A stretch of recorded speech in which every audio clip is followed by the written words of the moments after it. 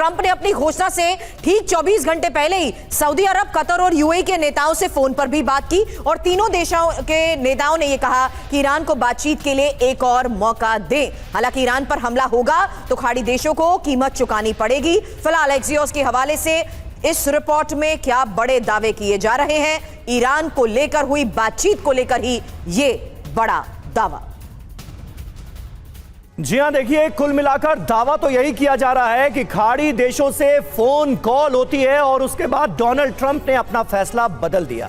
3 देशों के नेताओं से ट्रंप ने खुद फोन पर बात की। हमले से 24 घंटे पहले ट्रंप की यह बातचीत हुई।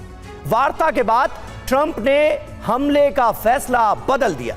बातचीत किससे हुई यह बताया गया है। सऊदी अरब के क्राउन प्रिंस मोहम्मद बिन सलमान से बात हुई, कतर के अमीर तमीम बिन हमद अल थानी से बात हुई, यूएई के राष्ट्रपति मोहम्मद बिन जायद अल नहयान से बात हुई, ये एक बताया गया है। और सवाल तो यह भी है सुरभि की इतनी चिंता आखिर है क्यों? क्योंकि ये फैक्ट है समीर कि ईरान के पास अब मिसाइल ड्रोन क्षमता है। ये फैक्ट है कि खाड़ी के ऊर्जा ठिकानों को वो निशाना बना सकता है और खाड़ी के क्षेत्रीय युद्ध की चपेट में आने का ही सबसे बड़ा खतरा, जहां ईरान के टारगेट पर खाड़ी देशों की ऑयल रिफाइनरी और पेट्रोकेमिकल प्लांट के साथ साथ एलएनजी टर्मिनल। इन फैक्ट्स के बीच संजय सर, एक भूमिका जो डोनाल्ड ट्रंप बनाते हैं, शक्ति आधारित शांति की जो कोशिश करते हैं, वही तो सबसे बड़ा मिसट्रस्ट का फैक्टर है। अब अगर ये तीनों देश भी बात कर रहे हैं कि हां अच्छा डायलॉग संभव है, डील मुमकिन है, क्या वो वाकई इस तरीके के दूसरे फेज ऑफ ऑपरेशन की तैयारी और सिचुएशन रूम में हो रही बैठक के बीच मुमकिन हो पाएगी? देखिए, मुझे लगता है कि डोनाल्ड ट्रंप वस्तुस्थिति को समझ रहे हैं। पहली बात कि जिस तरीके से अभी कल इन्होंने जो जलडमरू मध्य जो है हॉर्मुज जलडमरू मध्य, उसके लिए एक टॉली बनाई है ईरान ने, यानी कि उसको और पाबंद करने का ईरान का अपना इरादा है, पहली बात।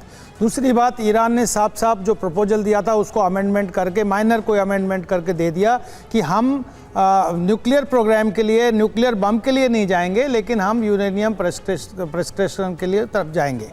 और उसमें स्टोरेज की जहाँ तक बात है, ट्रांसफ़र की बात है, मुझे नहीं लगता। पहले उन्होंने 2015 में निश्चित रूप से 12 टन के लगभग ट्रांसफ़र किया था रशिया को, लेकिन अब इस स्टेज पे एक्सेप्ट करेंगे नहीं करेंगे, क्योंकि जो डैमेज होना था ईरान को वो हो चुका है और ईरान इस बात को समझ रहा है और अमेरिका भी इस बात को समझ रहा है कि आप यहाँ पर बार्गेन कर सकते हैं। अब बात आती है कि क्षमता की, जहाँ तक ईरान की, देखिए उनके पास, आपने सही कहा कि उनके पास ड्रोन टेक्नोलॉजी है, उनके पास मिसाइल टेक्नोलॉजी है और उन्होंने पास्ट में भी जो उनका पास्ट ट्रैक है उसमें जो भी अमेरिकन बेसिस हैं उस पर अटैक किया है। सऊदी अरबिया, कुवैत, कतर, इन सब कंट्रीज़ पे इन्होंने अटैक किया है। तो मान के चलिए कि प्रोबेबल डैमेज बराबर का होगा इन कंट्रीज़ में। तो मुझे लग रहा है कि ये एक नया एक तरीके का एक स्पेस देने का समय दिया है कि, और उसकी तरफ से एक बहाना है कि सऊदी अरबिया कह रहे हैं, पहले तो सऊदी अरबिया से आपने पूछा नहीं, पहले तो आप इजराइल के इशारों पे सारा काम कर रहे थे, आज आप सऊदी अरबिया से, कतर से पूछ रहे हैं,